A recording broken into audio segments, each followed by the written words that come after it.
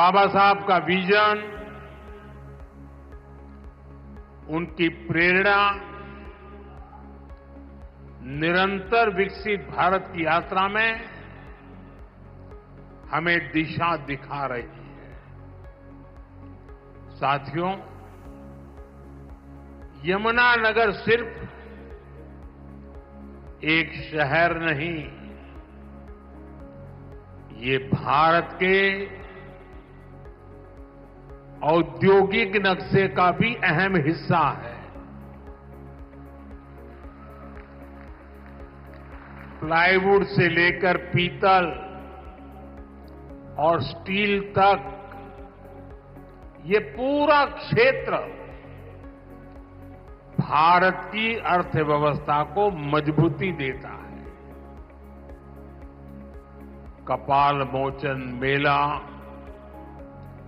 ऋषि वेदव्यास की तपोभूमि और गुरु गोविंद सिंह जी की एक प्रकार से शस्त्र भूमि। साथियों, ये अपने आप में एक गरिमा बढ़ाने वाली बात है। और यमुनानगर के साथ तो जैसे अभी मनोहर लाल जी बता रहे थे, सैनी जी बता रहे थे, मेरी कई पुरानी यादें जुड़ी हुई हैं। जब मैं हरियाणा का प्रभारी था तो पंचकुला से यहां आना जाना लगा रहता था। यहां काफी सारे पुराने कार्यकर्ताओं के साथ मुझे काम करने का अवसर मिला है। ऐसे कर्मठ कार्यकर्ताओं की परंपरा आज भी चल रही है। साथियों, हरियाणा लगातार तीसरी बार डबल इंजन सरकार के विकास की डबल रफ्तार को देख रहा है। और अब तो सैनी जी कह रहे हैं ट्रिपल सरकार। विकसित भारत के लिए विकसित हरियाणा, ये हमारा संकल्प है। इस संकल्प की सिद्धि के लिए, हरियाणा के लोगों की सेवा के लिए, यहां के युवाओं के सपनों को पूरा करने के लिए हम ज्यादा स्पीड से, ज्यादा बड़े स्केल पर काम करते रहते हैं। आज यहां शुरू हुई विकास परियोजनाएं, ये भी इसी का जीता जागता उदाहरण है। मैं हरियाणा के लोगों को इस विकास परियोजनाओं के लिए बहुत बहुत बधाई देता हूं। साथियों, मुझे गर्व है कि हमारी सरकार बाबा साहब के विचारों को आगे बढ़ाते हुए चल रही है।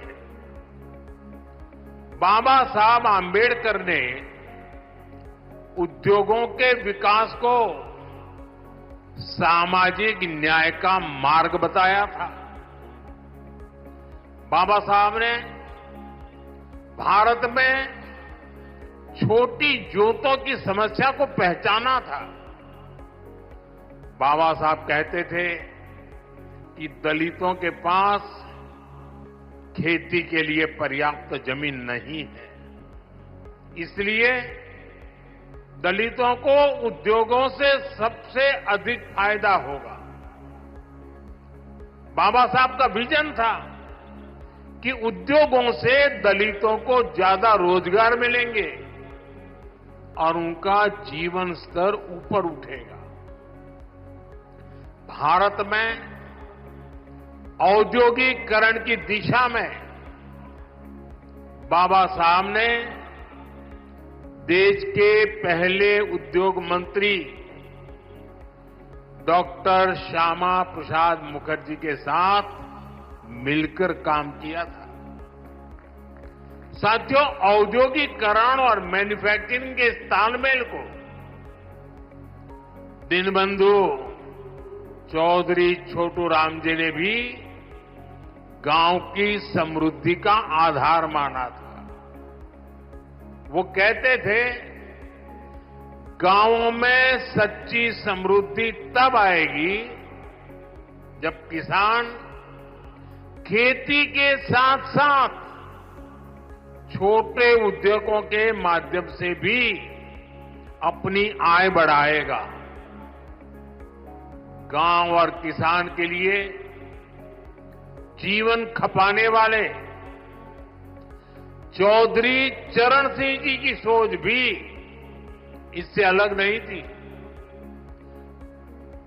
चौधरी साहब कहते थे, औद्योगिक विकास को कृषि का पूरक होना चाहिए। दोनों हमारी अर्थव्यवस्था के स्तंभ हैं। साथियों, मेक इन इंडिया के, आत्मनिर्भर भारत के मूल में भी यही भावना है, यही विचार है, यही प्रेरणा है।